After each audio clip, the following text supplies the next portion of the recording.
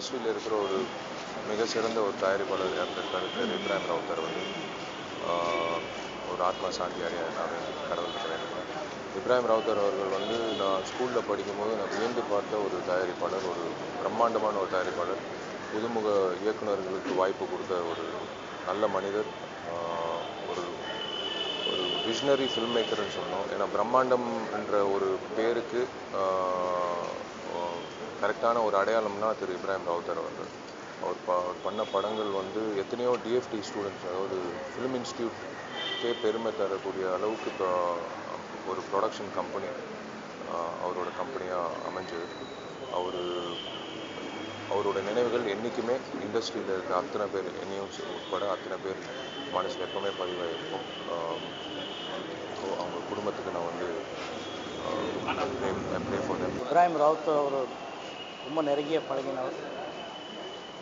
ஆரம்ப காலத்துலேருந்தே எனக்கு நல்லா தெரியும். ரொம்ப மென்மையாக பேசக்கூடியவர்.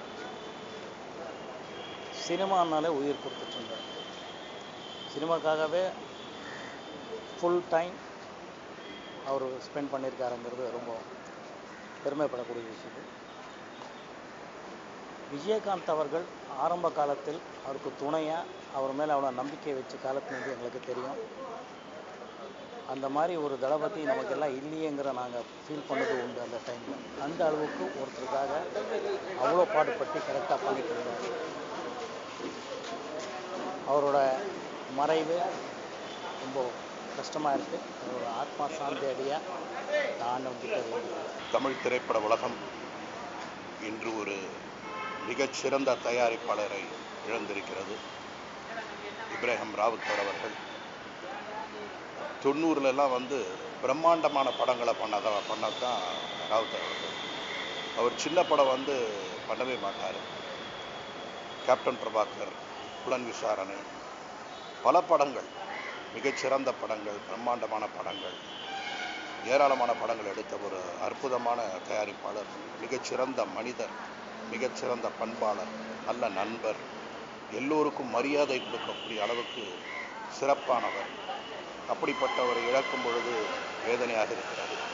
இது எங்களை மாதிரி டைரக்டர்னு சொல்கிறத விட இன்றைக்கி இளைஞர்களுக்கு எத்தனையோ பேருக்கு ஒரு மிகப்பெரிய தயாரிப்பாளர் இழந்துட்டார் என்ற வார்த்தை என் மனசில் இருக்குது. அவர் படம் எடுக்கும் பொழுது டைரக்டரில் மட்டும் கிடையாது, நடிகர்களை மட்டும் கிடையாது, எல்லா கலைஞர்களையும் நல்லா பார்த்துப்பார்.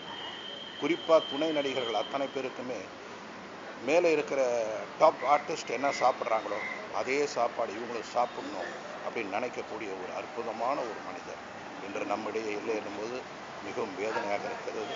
அவருடைய ஆத்மா சாந்தி அடைய வேண்டும் என்று ஆண்டவனுக்கு